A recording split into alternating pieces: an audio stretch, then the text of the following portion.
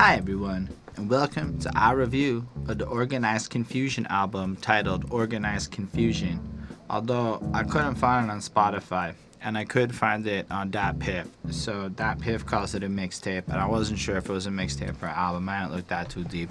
Anyway, this is our full album review for that Organized Konfusion project. We'll be going through it track by track over here on the Classic West podcast, the show where we break down them classics track by track, thoughts and opinions on every single song. We go in depth.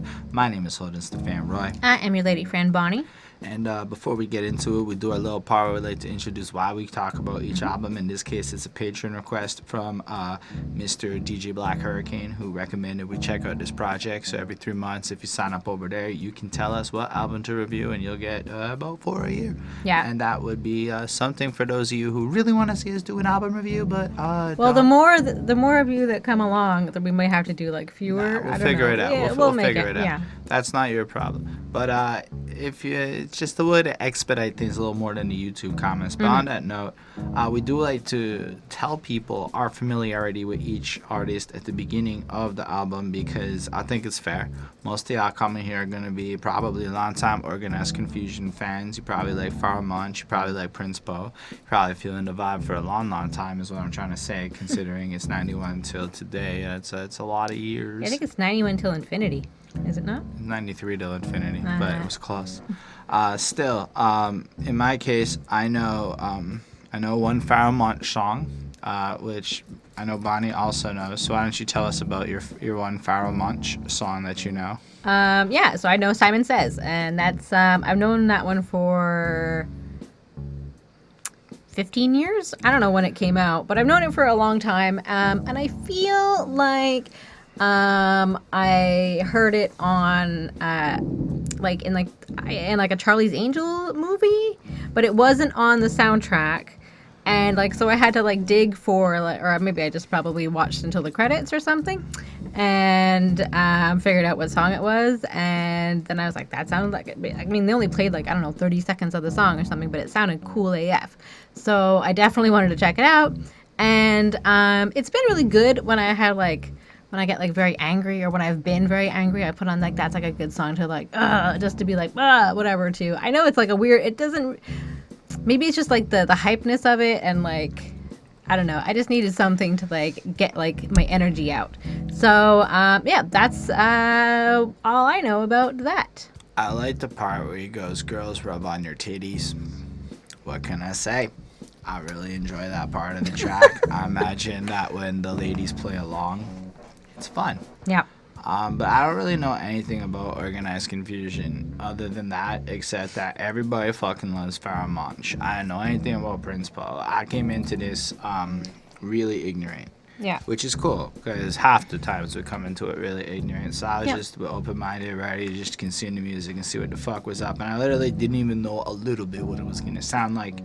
I just assumed Pharoah Monch was more on the lyrical. I didn't even realize he was in it until right before I started to listen to it, and I went and checked the wiki page, and I'm like, wait a second, I know who that guy's name is, because he's been in some stuff, and I have seen him in different things across YouTube, but I don't really know his music at all. So I guess it's fitting to go back to the very beginning of it all. And it's Prince Po, and the Po stands for poetry. And that was pretty cool. But I don't really know anything else. Basically, their group is called Organized Konfusion, and the project is called Organized Konfusion. And there's a song called Organized Konfusion. Oh. So it's very meta. I like the title, though, because Organized Konfusion is it's a good way to describe music, or at least complex music, right? So there's a lot of simplicity and a lot of stuff, but especially with the depth of what they're doing with the instrumentals on this album, and the way that they're able to almost, with their voices, see the order in it and just kind of lay down that flow in the pockets proper and whatnot. I think it's almost like the title is a mission statement for the complexity of what they bring to the table musically. And I kind of like that. I like the idea of looking at music in such a way where even in a simple point of view, it still is just if you think about it, this random arrangement, or maybe not random, but this arrangement of sounds put together in such a way where you bring organization to the confusion of these sounds independently isolated floating around the universe and Or shit. also maybe like the confusion is just life. I guess. Maybe it's a way of looking at life. But I took it more like what the music is, but I guess Yeah. it's also a way of making sense of life. It makes a lot of sense too. The cover's fine. It's a black cover, as in like dark as fuck, as in nothing's there except for them on the left. I believe we got Pharaoh Monch on the left of the left, and then Prince Po. It's a little bit shorter. Now, I wanted to point out that I know for a fact in some cases rap groups came to be because of the height of the rappers being similar, or the rapper and the DJ being like, I don't remember who it was, but I know at least one of the big times, like, they're like, nah, you guys can't be a thing. Look, like, you're way too tall, he's way too short. And then they rearranged it so that they were all the same height. Huh. So I think it's cool that you've got Pharaoh Monch being like significantly and noticeably taller, because most often if you look at these groups, everybody's basically the same height. They're all like within an Makes inch you of think of each Simon other. and Garfunkel, because like Anyway. Garfunkel's like a whole head taller than him. Let us know what you think about height differentials within hip-hop groups. But that's it. That's all I gotta say. Yeah. What do you think about the cover? I mean, it's simple. It's dark. It looks like underground. I don't know. Lots of like black negative space. I don't know if they were trying to be artistic or something. But yeah, it's just them on the cover and nothing else. So that's it. All right, cool. Let's get into it. We're going to do the first half of the project right here, right now. We're going to talk about a funky-ass intro with the Fudge Funk. I had a brief conversation with Bonnie about this tune in the kitchen before recording this review, and her attitude was just not satisfactory to start off this song. I believe that it is not really rational, or it doesn't really make sense when this shit starts to play, to not immediately start swinging your booty around. I don't care who you See, are. I just didn't get that just from got this one. like, my butt just started flying around, like it just There you wasn't go, like I'm folks. trying to be all twerky. It just had to sway to it, like, you know, it just fucking sways. Like, you just got fucking shake to this shit. Like, you just gotta move. Like I was moving, but I wasn't shaking my butt to it. So you should have been shaking I don't your know. butt. You should have been shaking your butt, is what I'm trying to say. You can let me know if you agree or disagree. What I'm trying to say is this is a complex arrangement of funkadelish deliciousness. This is the type of shit you could fuck to. Like, I just pictured foreplay. I was like, yo, Well, put it is this only on. a minute 4 seconds, folks. Anyway, but like the sounds of it though, it just set up so nice. It just grooves so proper. Like I feel like stuff that makes your body move. And then if a lady or a man, or whatever you're into these days, is moving up all on top of you, and you move, and everybody likes the closeness, that how this would make everybody all funky. This is some good shit, is all I'm trying to say. All right. Okay. I can't think of any other purpose for this other than to get up and shake, man. This is just meant to dance to. Like, it's such a strong fucking introduction, but it also, like, the whole album was produced by them. So I don't know which of them did what exactly. I'm sure DJ Black Hurricane's essay comment, which I like, it's not a disrespecting. It's gonna like explain all that. I'm certain somebody will at least. But man, it's just so good. It's just such a strong like I don't know, like it took me out of whatever I'm doing and makes me start dancing. To be fair, I lost a fuck ton of weight, so now I just want to dance all the time. So maybe I'm just a little bit biased, and maybe like a lazier version of me wouldn't have thought straight to moving my butt. But this is where I'm at in life, so I gave this a 5 on 5. Wow. All right. Yeah. I mean, it's just like a nice, smooth, funky, easy beat that you want to like clap along to. It's super fun. And like, Clap that ass too. no, it's not ass clapping music. It's just, maybe it is, but I'm not getting that. It's no Iggy Azalea. So like, Okay. you know what I mean.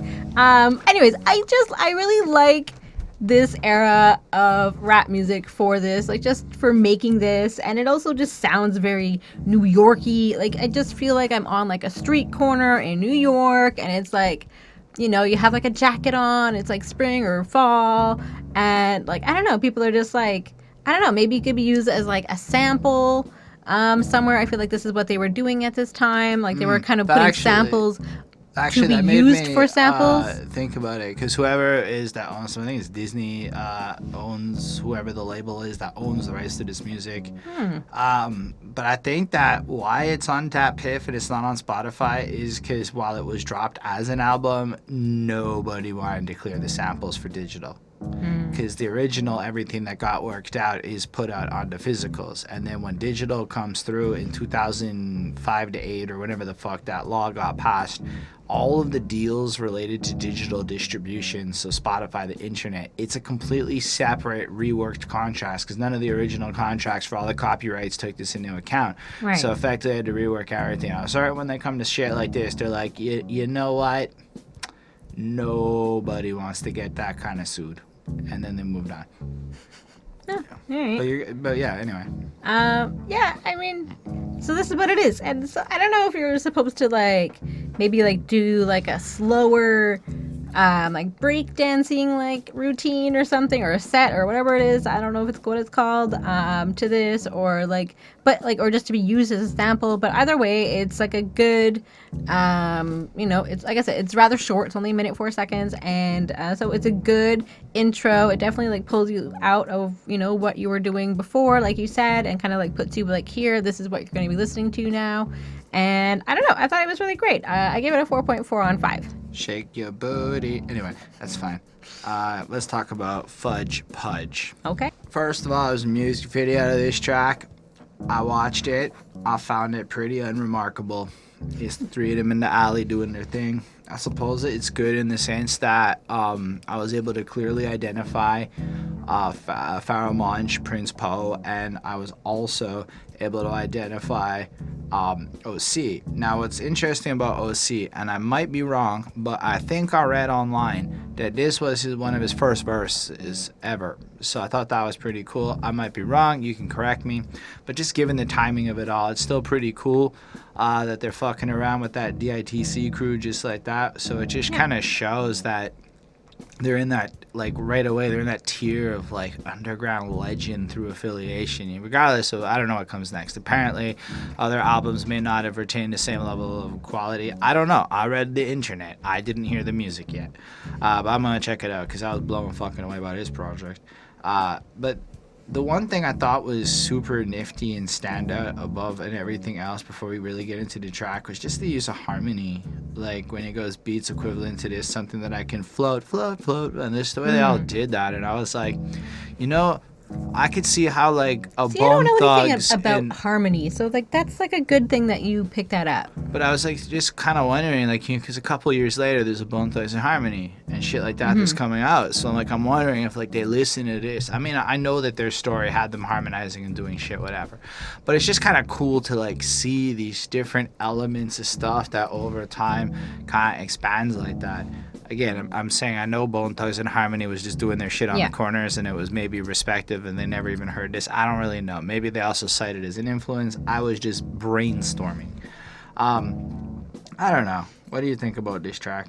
I mean, it's got a nice beat. It sounds kind of like deep and like dark a bit, kind of like that feeling. And so we've got Prince Poe, and he's like up first, and he kind of does the first verse, and his flow is really great.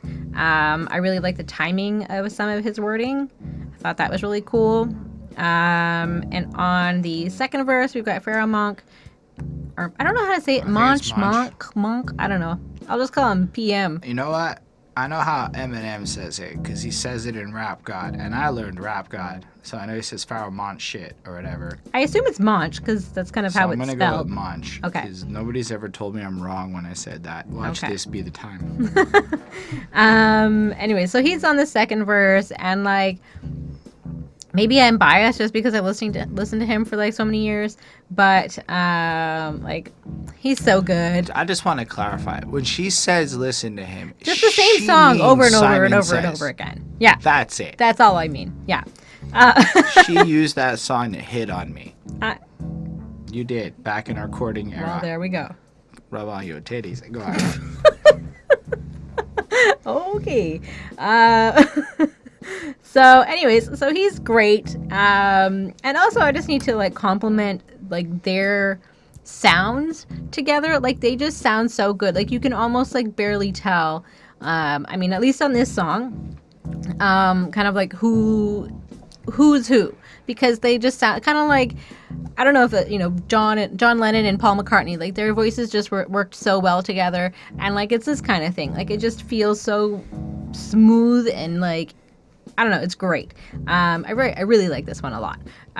This is like a kind of like fun song that you have like, I don't know. I really like the whole crew that was like responding to him. I like that they just, if anybody has been around long enough, I feel like that I like when like, it's just a group of fun guys hanging out and singing songs together. Cause how cute is that? And I know they're like, this is badass. We're rapping, but I don't know. I think it's cute. They didn't go that far with the badass. No, maybe not them. But I think it's great that these guys are just having fun and sitting around singing songs and just like goofing around and just loving life.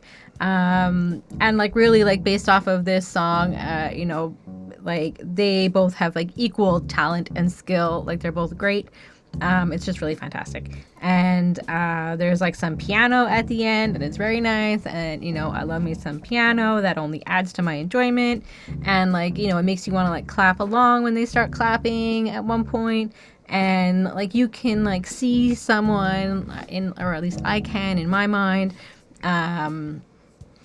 doing some cool breakdancing moves, and while people are like standing around and like in like a circle or whatever, and like cheering them on, clapping their hands, and just like that's what I see. Like it just like sounds like a really fun, cool moment to be in, and I think that's awesome, and that's kind of how this song makes you feel. So really fantastic. I love this one so much. It's a lot of fun. It's not sure that this is what I was expecting from this album, but fantastic, and it's really impressive. And so I give this one a 4.75 on 5.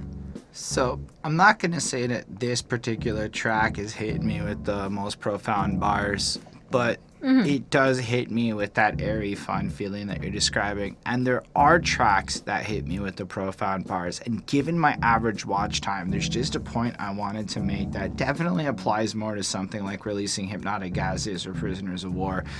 But when I was listening to the speed, the technical proficiency of these dudes, definitely more Pharaoh Monch than Prince Po, but when I'm listening to them rap, both of them still, and I think about how interesting, I guess, their flossing is, because we'll get into all that.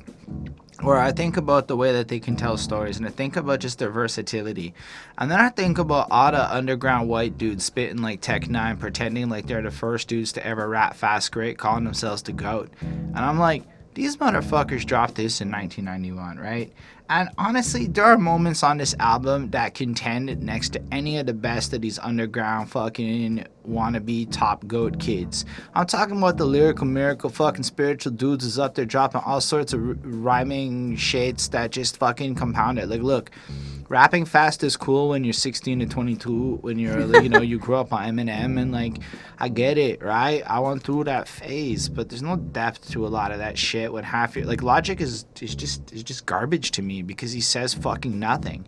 And then you listen to like Joyner Lucas, and like his album was so vapid, and it was like, so who the fuck cares that you write at this speed or delivery when there's really nothing to what you're bringing to like the table. So just to hear this profound treasure, just this album from 1991 that like, honestly, it just, to me, it shuts up like 2/3 of the new dudes. Like, it just shuts them the fuck up. It's like, you guys can't call yourselves anything other than students of what these dudes did. Back when there wasn't blueprints, there weren't people, there wasn't like 1,000 fucking examples just to steal from, right? Right. These guys are pioneers, and we are all students of this shit. I can come at some fucking Godzilla speeds because these motherfuckers laid the groundwork. I don't know, this came up on Facebook because I was just geeking out on Pharaoh Monch, man. I was just geeking out on like how good he is. How like Yep. and I know he's not the only one. I know that I could go through and have this moment of epiphany with so many rappers. I just wish more, especially honky dudes my age who spit rhymes with the kind of speed and, you know, we're the geeky kinds. Let's be real. You watch it. A perfect example in the mainstream without taking any shots is Chris Webby. Like, honestly, Chris Webby has no substance beyond the skill. And the skill's there, but he's just a regular middle class dude. A regular one. There's not much exceptional to him except for his rapping skill. And at the end of I'm not trying to talk shit. I'm trying to express this like series of epiphanies I had listening to this project and just realizing why so many people think, I guess, the substance of a lot of hip hop today is bad. But they also are a bit of ignorant assholes because there's a shit ton of great new hip hop that just keeps coming out full of substance. So like the implication that there aren't great new artists is just stupid. But the implication that any of these great new artists can just be like, I'm the greatest of all time is just fucked up. You can't say that you're the best if you're not giving props to the greats that set you up in the first place. That was my rant. I just had to get that out. I would have done it at a later track, but maybe some of y'all would have clicked away by now. This song is a little bit slower, but still tricky. It's still complex with it. It's still fun, you know? Like, here we go. Oh, what I thought was cool was that Pharaoh Monch does this intro. It's like Prince should go first on this one. And then I found out that basically Pharaoh Monch starts like almost all of their tracks except for a couple on this project, including this one. So that was cool that he, and I believe this is their first single, so that's dope. They're also not feature heavy because outside of the OC, there's nobody else on the project, right? And apparently across their 3 projects, because then they went their separate ways, etc., which, again, had such a cool story to it. It was like, they're like, yo, check it. The brand is not necessarily going well. If we keep going together and we keep putting out bad music, we will destroy the collective greatness of what we put together. It would be smarter to just retire it. They are an example of a rap group that retired rather than kept it going and fucking up the whole brand. Anyway. That's cool. So yeah, Prince Poetry kicks in. Here we go again with the funky intro. People approach me. I'm known as Prince Po, E-T-R-Y. Yes, and I'm the first batter. The Pharaoh usually go first, but it don't matter. And that's cool, right? Because it shows the level of intelligence and the complexity of flow. Like, I'm not necessarily going to go through every bar because, you know, you get the gist of it. Sometimes I go a little too hard. But I love this because just the way he puts pro and then introduces the concept that it's poetry. He doesn't want you to he wants you to know what he stands for. Just the idea of Prince poetry, like the writing matters, the content, this almost the artistic virtue of what he does is built into his name, but it's also regal, Prince. But the truth is the pharaoh in a royal procession would go before a prince because a pharaoh outranks a prince. So it almost has like this kind of coolness. I never really when it thought goes, about that. The pharaoh usually goes first, but it don't matter because it breaks royal procession on top of the internalness of their group dynamic. Right. Anyway, funky slides of beats like this comes out in blue, but one's hard not for me to chew. So kick off your shoes and don't forget your socks. I wash up MCs like Clorox. And I'm like, and there's that 91 shit where it all rhymes and it all sounds good. And do I really have a lot to comment on a lot of the bars in this verse? No, I don't. But I love the way he says it. Like, that float on. It's just beautiful. And there are leave your name and number, the brief message at the end, but the tone, boop. And it's like the whole crew comes in with that old barbershop boop feel. Like, I just love it. I love it. Or in the summer, something like a Mardi Gras, bikinis, panties, bras. And I'm like, the way he places his wording in like a sentence is really cool. Like, if that makes sense. Like, he just kind of like ends where he needs to and then carries on just flawlessly separately and yet still together. It's just beautifully done. It's so good to listen to. And then the verse kind of gives you the sense that he's a young guy with normal young guy desires, such as, you know, self-integrity and a desire to smash some fine-ass women. Understood. I get it. We've all been there. And then, you know, he's kind of like got the swift tongue, the swag, and he's going to just be dope. And I like it. Then Pharaoh Monch comes in and pressure cooker. I lead the party with a mass amount of hookers. And I'm like, strong. That is a strong start. Now, if I'm not mistaken, in 91, hooker doesn't mean prostitute. It doesn't mean prostitute. Okay, it just means it like means an easy lady. Hoe. As in, not a whore. a hoe. Like that hoe over there, kind of hoe, like an easy, no transactional type, as opposed to the whore, which, I mean, I know it's confusing. Sometimes the language is real similar. Anyway, but yes. Yeah. So I just wanted to point that out, that it's funny that in 91 hooker is like, because when Biggie's like, well, either way, an easy lady. So slip and slide, I sling the sludge, fudge, pudge, pudge, should never hold the grind. I'm like, I don't know what the fuck that means. I'm hoping it means he pounds her in the ass. Anal sex. I hope he means he's getting up in that booty and he busting a nut up inside of her bum. I hope that's what it means. Is it what it means? I couldn't tell you that. Anyway, then all of a sudden, up against the wall, I caught you with drugs. The organisms are the jury. Guess who's the judge? So I guess he's setting her up, and he's getting in behind her, and he's going to judge her booty with his pharaoh stick. Call it that. Anyway, ready, no chitter chatter. I figure since I'm bigger, why pitter patter, pouncing on particular poets who persist to portray professional punks, you're just a pussy meow. I love alliteration, and it's just well done. It's just great. So basically, he's smashing that shit. That's my paraphrasing. It's not this cat when I'm decking you. And I mean, it's pretty. He's like, no, he's a little rough with it. I like it. He's as he says, decking you, but it could be dicking you. Get it? Mm-hmm. Anyway, it's pretty fun. He's going in, and I respect the pursuit of the Fudge Pudge, is what I'm trying to say. I'm a guy who enjoys a good venture down Fudge Pudge land when I'm permitted and have been well behaved. Is what I'm trying to say.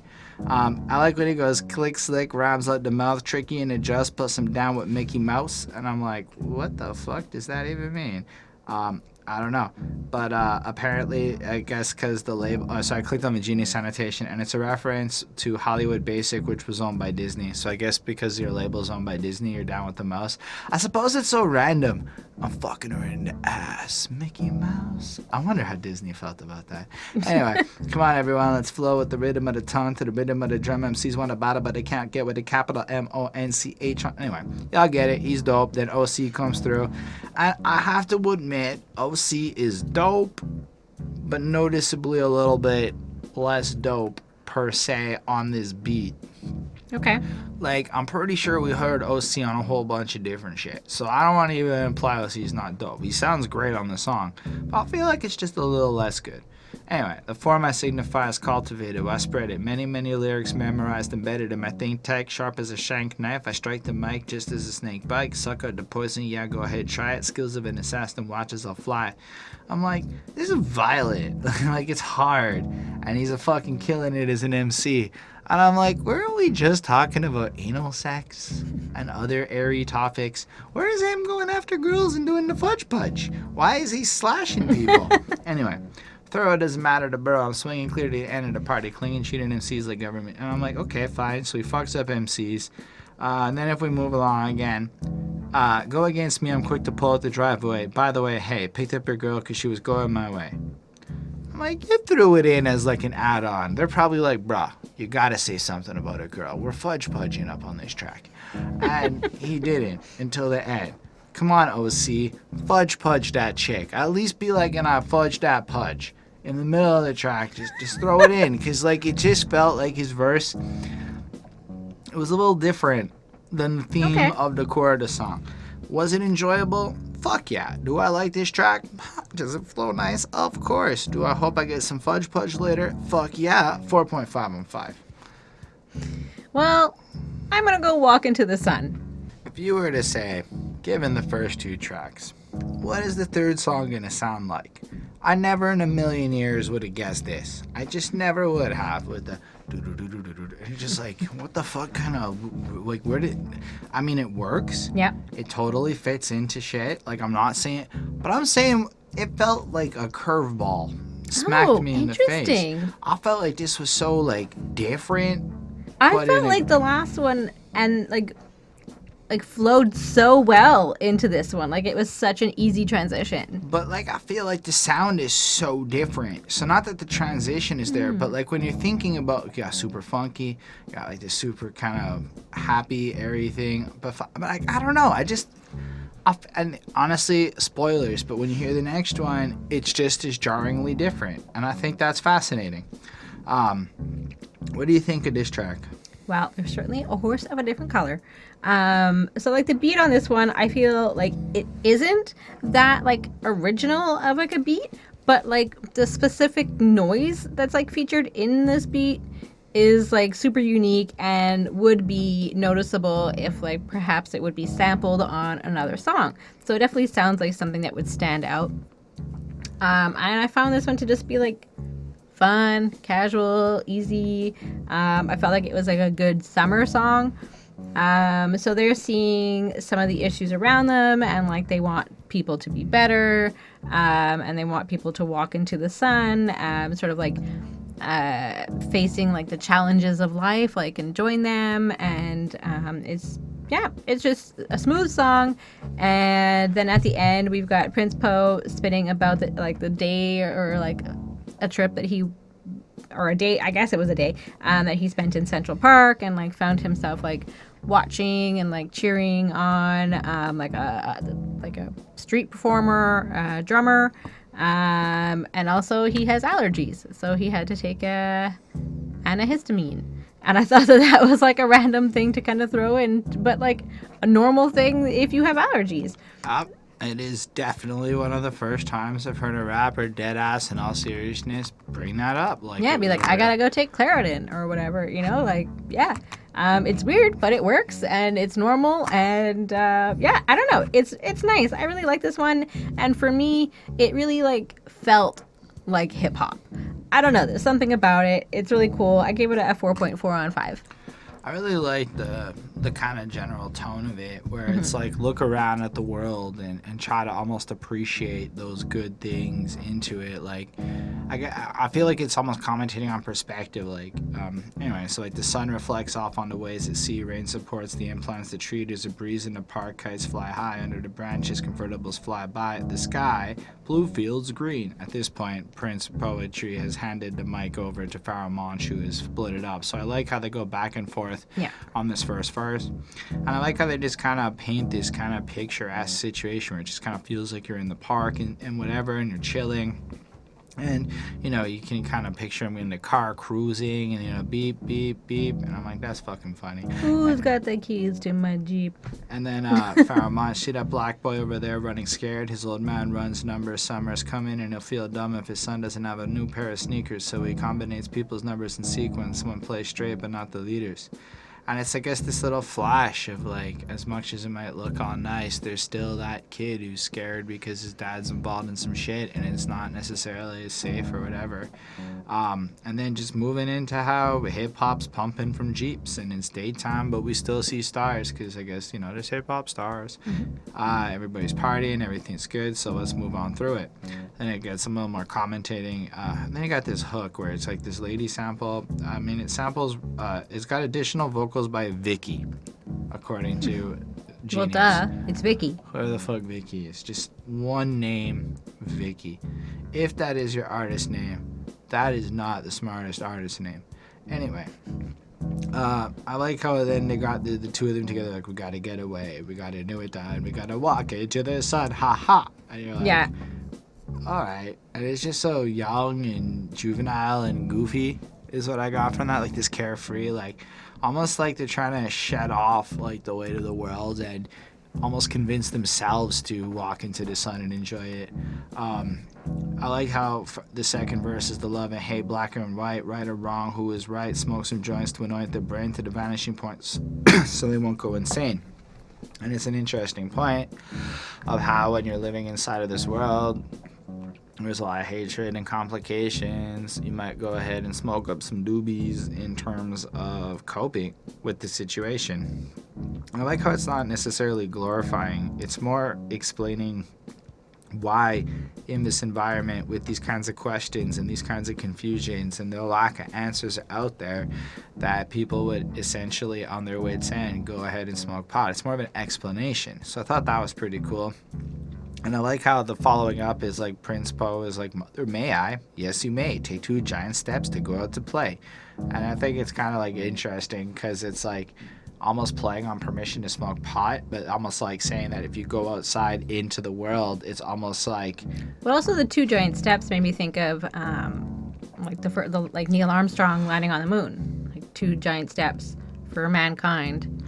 Apparently, it's like the also the expression. name of a famous John Coltrane song, but I don't know about that. But I was just like, I kind of looked at it like, you know, he goes out into the world and gets the exposure to this shit. So as much as there's the positives, there's the other sides to it. Right. You know, there's no specific topic of speech in this rhyme. I just want to go on a ride on a topic tree visually.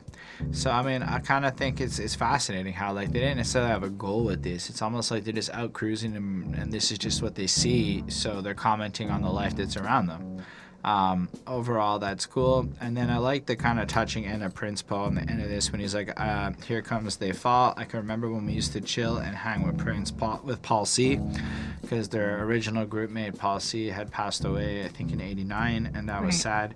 So that's a cool shout out there. And then, I don't know, Pharaoh Munch does this singy shit with, like, sitting on a stoop, Johnny Palm shirts, water while we eat fruits. And I'm like, I don't know what the fuck he's talking about. He's just talking about some shit that makes sense from 91. I'd never lived that. It's fine. I guess if you were around then, he was painting out your reality. We were around then, we just don't remember. And then, like, I like how in Pharaoh Munch is just kind of chilling. He's sitting there and he just stops and he hears the sax and whatever. And then you get the part with Prince Poe kind of describing his little experience. And it's all good. Like, I like when he's like, you know, hitting the streets of New York in zigzags, walking to the park, hark the herald named Errol, who creates the chart. Central Park swarms with intellectual dialects. It all sounds great. It just, I don't have a lot more to say about it.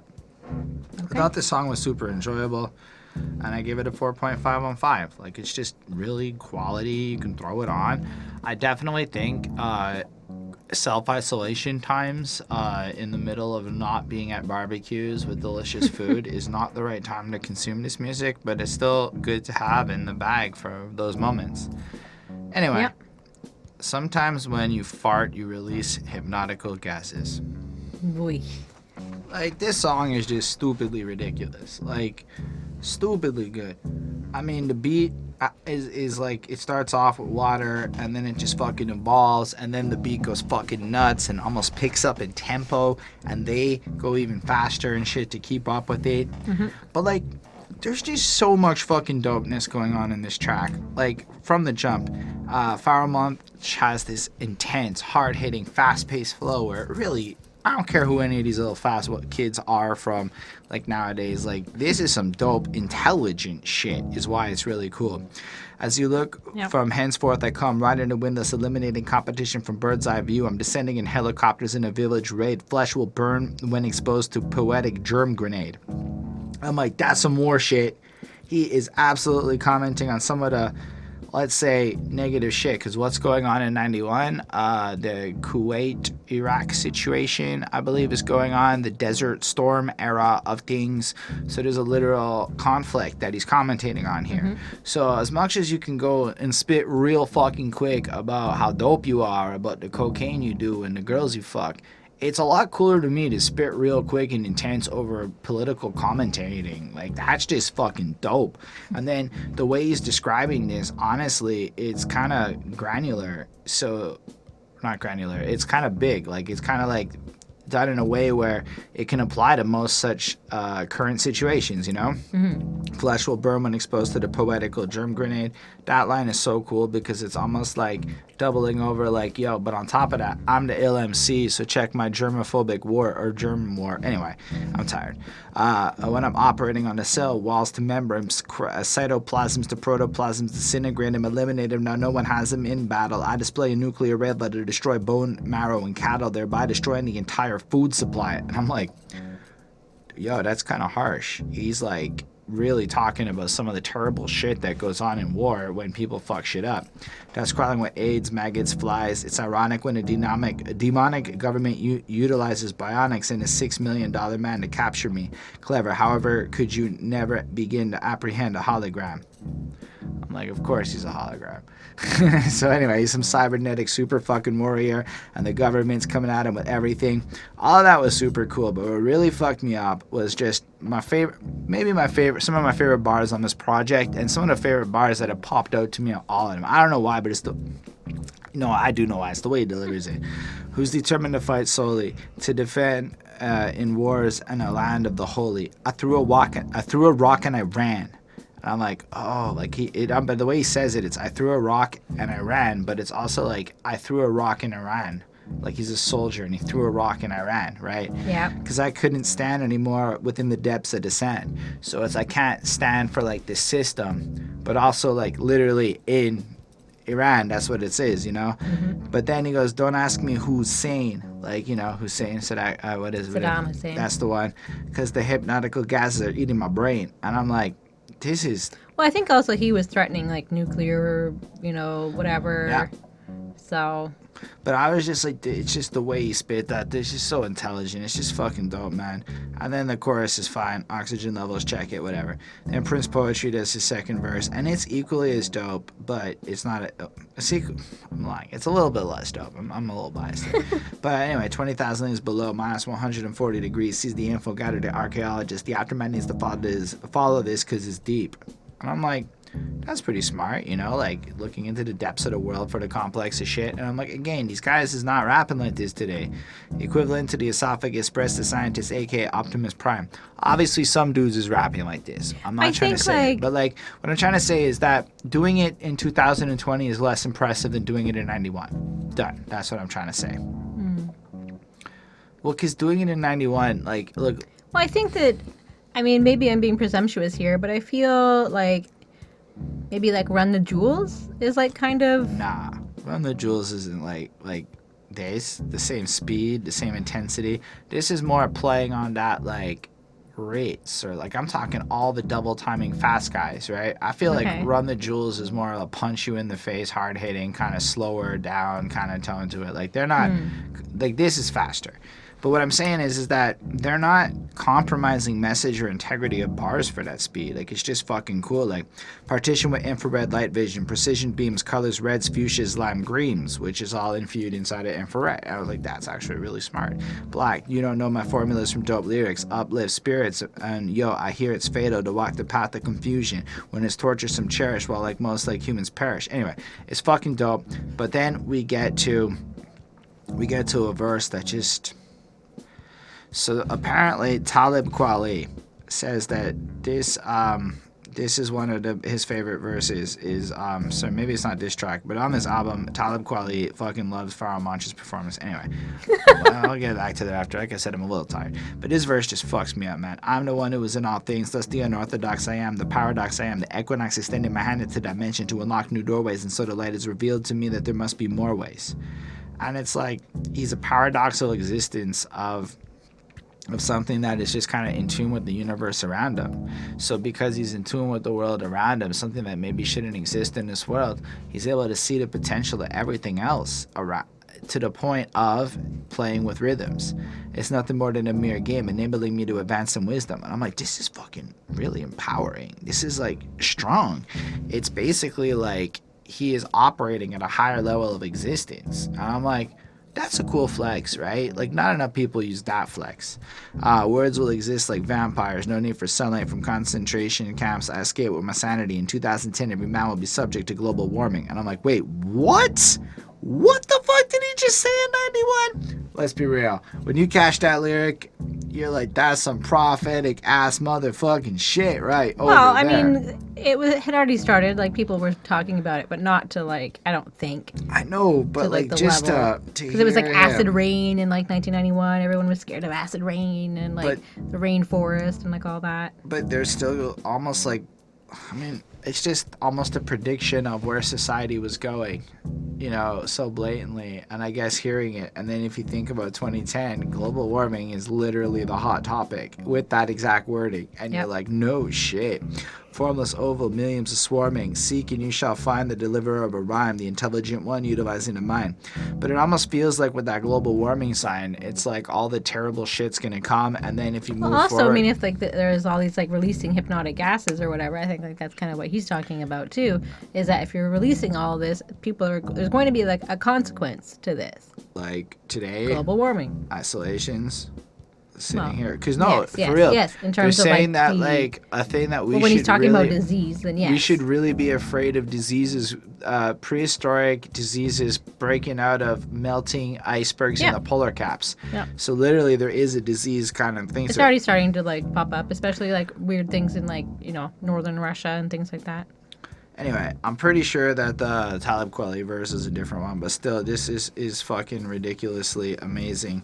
That's all I'm trying to say. I'm blown away by it. His speed, he's picked up over this intense beat. It's just really smart, and I'm really just enthralled with how intelligent the lyrics are, the passion of the poetry. And it makes me want to it just makes me want to try harder in life and just seek out more of this shit. Anyway, Prince Poetry's fourth verse, or the second verse, the fourth verse on this track is equally as dope. As I step into the Thunderdome and with flows as the wind blows, visualize the intros, releasing hypnotic glasses, chemicals, mix, fix, taking it to the sixth round of poetical warfare. And I like how it's almost like showing the evolution of what war can become, but also how deep their lyrical prowess is, that they're fucking with this next level style of war. So there is that sci-fi element, that biological component, the shit that is next level scary. Because if you think about it, weapons of mass destruction and all that was about to become a hot topic, and biological weapons were literally about to become a big trending issue. Now we've moved past it because we're into other kinds of big scary issues. Maybe, I don't know, maybe I'm talking about my ass. Either way, I don't have a lot more to say about this song except that I could keep going through it and there are more dope bars and it really is well done. But we need to move on. It's a 5-on-5. The beat is I don't know what else to say. This is one of the best songs. It is an amazing fucking song. I'm gonna go ahead and shove this song in the faces of motherfuckers who think that they know what the fuck they're talking about. And Faramaj fucked me up. Anyway, you could say that they were audience pleasers. Oh, did I skip you entirely? So. Whoops, I forgot. Yeah, you talked for 15 minutes all on your own. Okay. Anyways, I won't say much. You can say a whole we need lot. to move it along. I clearly. forgot all about I like the you. water sounds at the beginning. I love that ASMR shit, so I am all for that. Especially, I like to listen to nature sounds, especially in the morning. So when I'm reading on the bus or something, back in the day when we went outside, I would read on the bus, because you don't want music, because you're gonna get distracted by that, but you don't want to listen to everybody chatting away on the bus. So I listen to a bubbling brook or the sounds of a forest. So that's me. That's what I'm listening to in the morning when I'm reading. But anyways, it's about war and, people being diseased and maybe spreading the disease on purpose. And I think that, when he talks about AIDS, I think that that's also relevant to what was going on in the 80s and the 90s when the AIDS outbreak was taking place, and how... Yes, it was in all of the gay community. Well, not all, I don't know. It was in a lot of the gay community, but it was also in black hoods and stuff like that. So a lot of people were questioning how it ended up there, and I don't know, different theories. But just questioning that kind of thing. And I don't know, I think that their music is hypnotizing us. I think that's kind of what it is. And also yes, it is all about more and everything else, but I think it's also about the fact that they will destroy you with their mad poetry and skills and all of that. And that's basically what we're hearing. So, and it ends with more water sounds. So lovely. It's a really just another cool one. I give it a 4.5 on 5. Yeah, sorry about cutting off Bonnie's part of the review. We all care what Bonnie thinks. I do. Apparently I not. really do. Anyway, let's move on, and I will just get torn a new one off camera because while you might want to see it, it's not audience pleasers. No. All right, Bonnie, go. Go. I like the beatboxing at the beginning of this one. And this one, I really don't have too much to say about it. This one is here for us, period. It's to please the audience. It's got a nice positive feeling beat, and their flows are a bit slower, I guess, and maybe easy for people to sing along to. It's just a nice song. It feels a little bit more generic, but I think that's what they were making it for. I think that this was the radio kind of song. And I like the kind of like BB King style of like guitar playing that's like in it as well. So I wanted to mention that. I don't know if it's like a sample of his or just somebody playing the electric guitar, but it sounds pretty great. So I give it a 4.35 on 5. I'm not as into this song. I recognize that it's well made. I think the hook is goofy. The he's just goofy. It's fine. I like the lyrics. They were fun.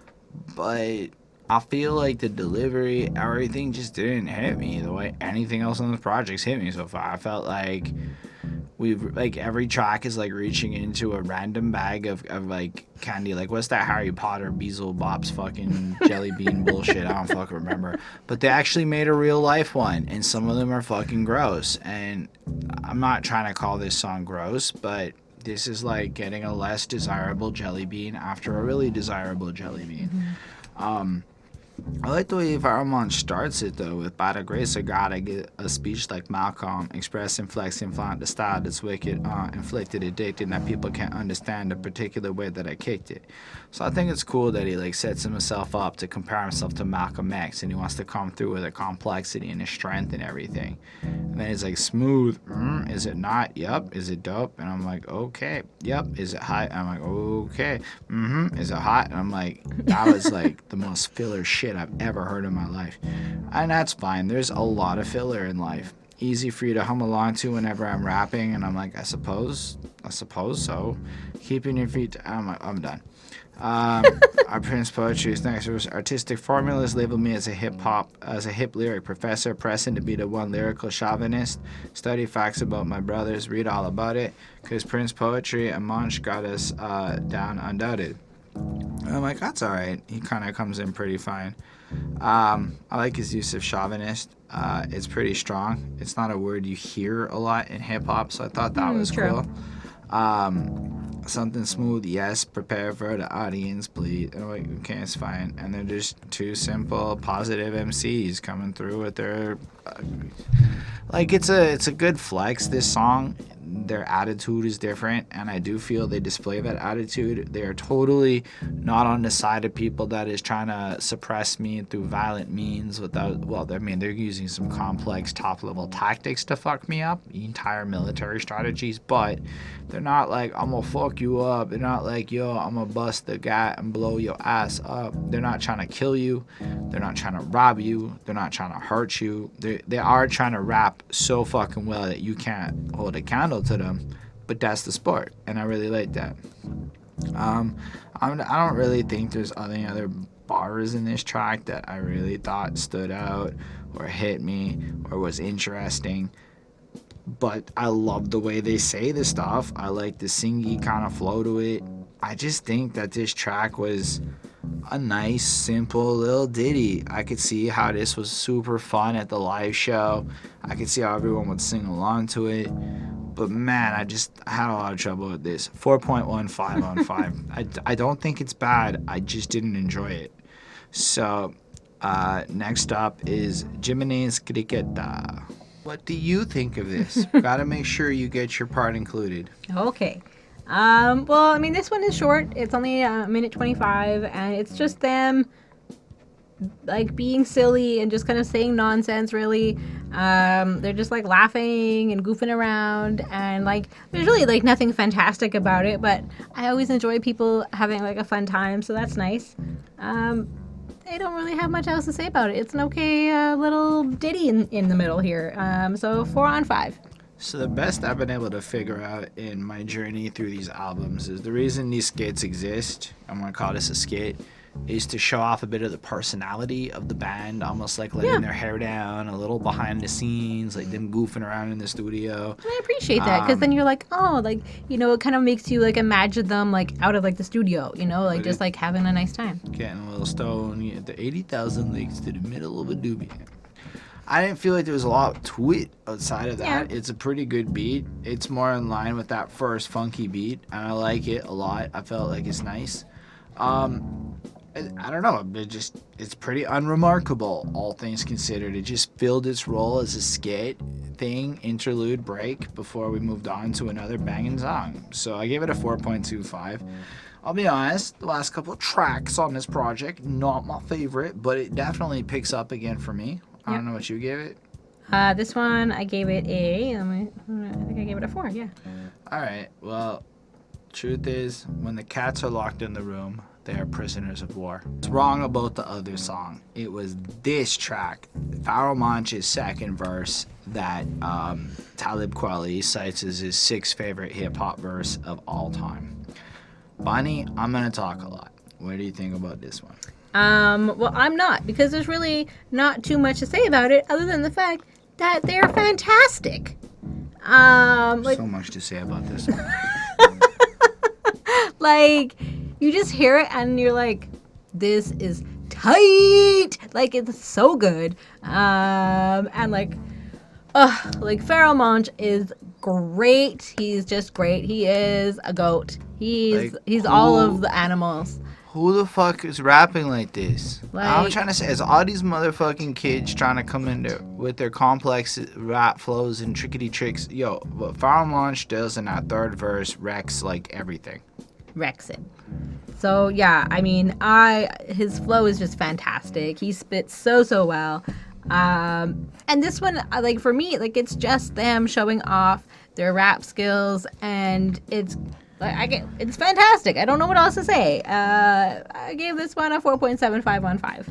I feel like it's right back there with releasing Hypnotic Gases. They're rapping in like the context of being really good at war, but like, and it's cool to take that approach. Like, they're generals or shit, and so they just prove it. Like, off the jump, it's got like this doom doom doom doom doom bass driven fucking beat that just kind of kicks you in the doo doo kind of feel to it. But then Pharoah Monch is just fucking wicked with his flow. Like, I stand here before the forces of evil with a style that poetically God-gifted child, bringing forth the story of a lyrical soldier, blessed to manifest in the eyes of the beholder. I don't know the flow, but it's in like that kind of a cadence and speed, and you're just like, oh, and you're just like fucking bombing into it. But right with that, I stand here before the forces of evil. So he is not evil. He is opposing the evil as he sees this shit. Yep. He is the poetically God-gifted child. So he is not. He is the good guy. And he's using his lyrical soldierisms to come through and create things in your eyes, using his craft to build for you. Words of wisdom, never abuse the lines. So that's both a words of wisdom to you as a person. Don't abuse the lines of your life. Don't abuse the cocaine of your life. But also as a rapper, I don't abuse the lines that I write. Right. I thought that was fucking fresh, the way that entendre played out. They increased, I released the phrase like a Uzi 9 from the larynx. So we spitting shit. This bullet shit. Uzis are, I think, machine guns or semis. Yeah. Whatever. Yeah, they're machines. Shot in repetition, words never heard before, but still in the rendition of rap will enable me to attack from dawn to dusk for liberation. Driven, I will never give in to interrogation. So he's gonna come through, he's gonna fight all day long, and regardless of what the fuck happens, he's gonna hold true to his principles. He's not gonna give in to the pressures of his surroundings and his environment, to give in to the bad lifestyles that are toxic in his community. So if you think about the war as trying to make it through the hood and stay alive by 25, have the success and the clean kind of life that he's trying to achieve through music and whatnot, that's the war. So they're prisoners inside of an environment where they have to fight through it, and it's fucking beautiful, the metaphor that's being dropped here. So you want to rap real fast and be complex, you best be saying some shit, is what I'm trying to say, because Pharoah Monch murked you in 91 otherwise. Anyway, it's fucking great. Everything about the verse. You know what the fuck it is. Prince poetry holds through, man. I drop, smash, and cause damage equivalent to a hydrogen bomb. That's a nuclear bomb. Raiding villages like a poetic soldier in Vietnam. So he's fucking going in on some vile examples of real life historical shit, you know? Poetry releasing deadly gases. That kind of sounds like the other track, like a callback to it, but also another point of showing that his poetry's got that level of power and whatnot with it. Bodies deteriorating as they stalk past the fatal assets as a rebel, a rap, a stop, load the Luger as a maneuver with precaution as a verbally counterattack. So I like it kind of like, it's not necessarily attacking you, It's more like they're in this environment where it almost feels the tension of being a soldier, and they're using this weaponry and these bars to describe how their only option to survive and mitigate it is to be this tight with this shit. I don't know, but let's be real. The best part of this shit is wake up to the mathematics of a neurotic rap. This is Pharoah Monch's amazing verse. Wake up to the mathematic of a neurotic rap, rejuvenate the other bound to sort come automatic. Poetic medical medicine for the cerebellum. I divert him and flirt him, insert him, and I repel him. A breakdown, poetic shakedown. 52 pick up and a stick up to get the floor face down. And it's just, he does it at this speed that's ridiculous, this energy that's fucking proper. And all he's really saying here is, I rap fast and complex, and I do it in a tricky way that fucks up my opposition. That's actually kind of all he says. But he does it so well that it's pretty dope. Like 52 pickup, that's the card game where you make a mess. Stick up on the floor, get on a stick up, so get on the floor. So at the other hand of looking at it, it's like 52 shots from his gun, or the bullet he fly, or the syllables coming out of his mouth. Anyway, y'all get the point of it. He's mathematical, acrobatical, attack the whack, take rap to the maximum. You strung out, you hung out when you heard the stab that I brung out the thin air. Is it necessarily the most profoundly thing ever in terms of trying to make it like poetically substantive? Maybe not. But the way he spits it, how he spits it, the energy that he spits it with, the fact is when he goes, I'm the lyric dictator, the aviator of antonym, I'll be where to prepare for the guillotine. Raps go express, expert, extreme, be up to par with wisdom and intellect. It's like you get the sense of integrity mixed into it all. Like it's really just a verse where he fucks you up but stands tall doing it. And I really liked it. I really, really loved the verse. Yep. I mean, I can't listen to it and not just like shake my head like a fucking buffoon to it. And then Prince Poetry keeps it going. And granted, it's not going to be the greatest verse on the song, but it doesn't matter because everything about this song is just brilliant. There's strength in my metabolism, brains to spare upon it, info, knowledge, data, gather aspects of. I feel like I'm listening to me, man. Just geeky shit. Like, let's consume that knowledge. Let's get that fucking brain candy going. I don't mean coke. I mean like words in books, motherfucker. Greater aspects affect my future environment, so in the event I drop science to suit you, approach you, hunt you down, verbally attacking from the ground to intellectually shoot you. What I love about that is it appears that he is now violently attacking you to fill your head with fucking knowledge through his harsh bars. So it's like using their platform as MCs to elevate their community because everything in their environment creates them as prisoners of war. It's a beautiful song. Like, it is a quintessential example of an excellent track, in my opinion, from ridiculously tight beat making to flows to content to there is nothing this song is lacking. This might hit my top 10 favorite tracks list at the moment of all, because like it's hip hop tracks. Let's not go with all time because we'll put it in my top 100 of all genres. There's a lot of music out there. I mean, you gotta compete with fucking Mbop, all right? And say what you will. Mbop is a fucking banger. But I gave this a 5 on 5. Mbop's also a 5 on 5, but that's for another day.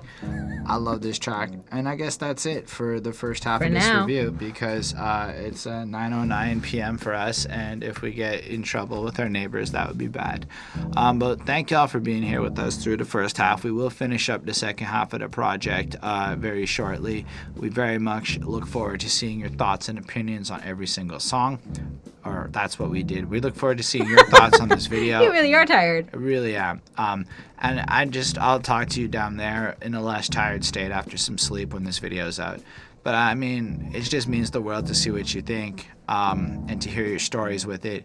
Special comment, subscribe, like, and special thanks to the patrons Ismail Gadamsi, Chris Prado, Jonathan Barnes, DJ Black Hurricane, Linda Williams, and Scribble. They're dope. They support what we do. They get to tell us what albums to review, kind of like how DJ Black Hurricane did with this very episode. What? So if you want to see us grow, that will help us. We have expensive dreams. I also make music myself. I have a song coming out May 13th. In the description of this video, you can see the DistroKid link for that, so you can follow it and show me some supports and stuff. On that note, it's been wonderful, everybody. I hope to get me some Fudge Pudge. Live long and prosper. Bye, guys.